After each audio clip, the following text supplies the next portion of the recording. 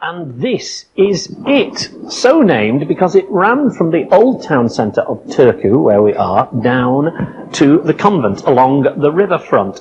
Turku was the first city in Finland, over to the southwest. And in fact, if you ask the Finns today, they say that is the true Finland. As you can see, it's now surrounded by a building. In fact, they were putting up this building when they discovered these ruins. The building is a modern art museum. And those are what's left of the merchant houses that used to be next to the river here. These are the cellars. And they burnt down in 1827, which was the Great Fire of Turku. 1,000 homes were destroyed during that fire, because of course most of them were made out of wood.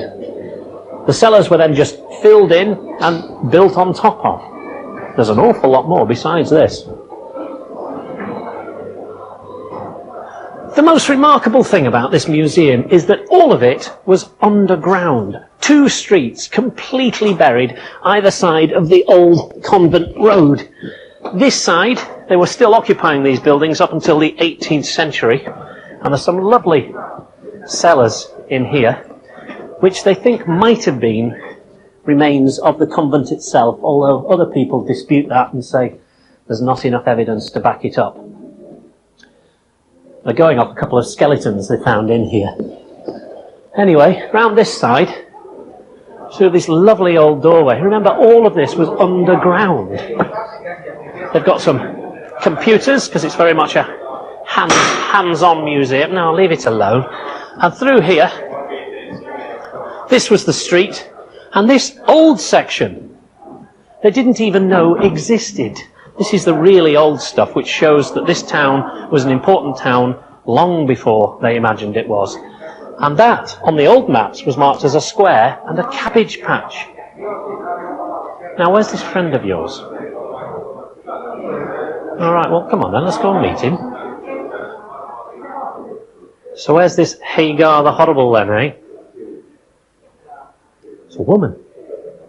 He couldn't make it, so he sent his sister Helga. Hey. Is she going to be showing us around then? Right. Where are we going first?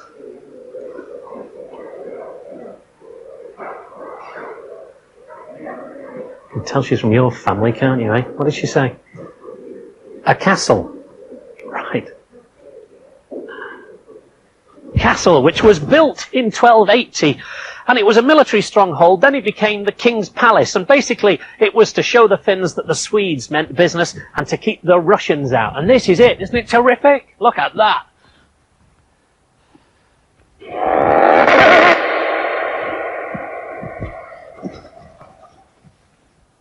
The castle enjoyed its greatest period during the Renaissance, when this whole place would have been full of life. The King of Sweden came up here all the time because he loved the beer of this region, which was the easternmost part of his Swedish empire. Do you know how much the men of this castle drank per day?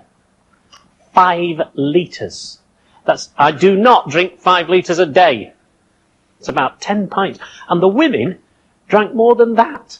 Something to do with the food being salty. They had a completely different social structure, you know, because whilst the men were at a banquet, they all danced together, just the men. They didn't do the vogue. They'd be dancing away together, and the women would be in another quarter, getting a few ales down the neck. Gustav II was sitting here, the beginning of the 1600s, just about to get stuck into his pickled herrings, when a big fire burnt the whole place down. They've had some fires in this region, and I'm afraid that was the end of the castle's greatness. One other thing to tell you about. Tomta. Little troll-like people. What? You can see one. Oh, well, come on, let's go and introduce ourselves. Usually it's only children that see tomtas, but you're shaking hands with one. Right. Now what sort of height is this particular tomta?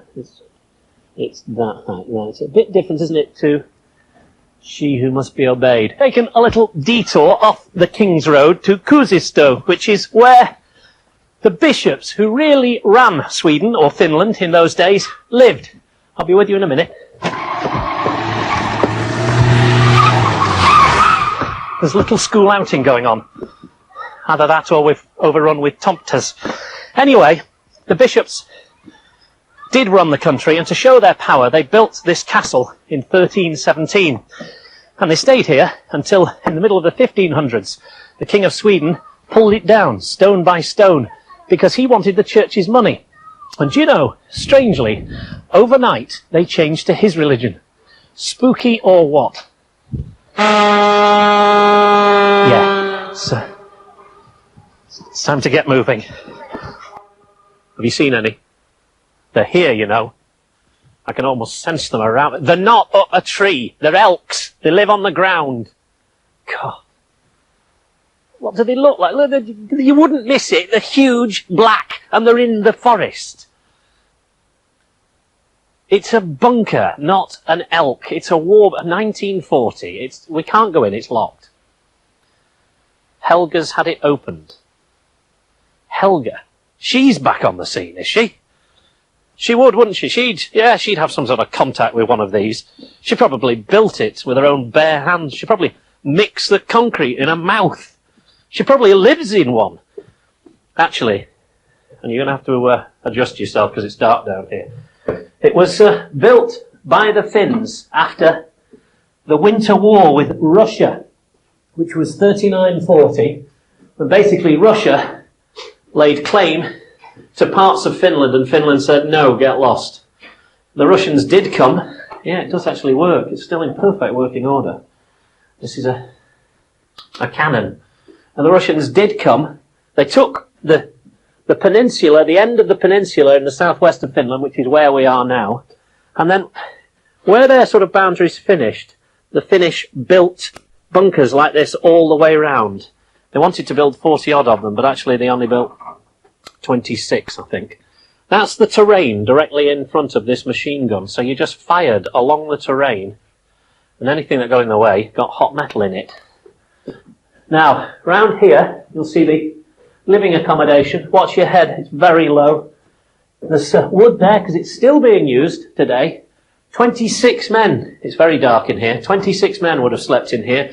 Their own stove, their own well, absolutely everything. Totally self-sufficient. Not somewhere I'd like to stay, I can tell you. There you go.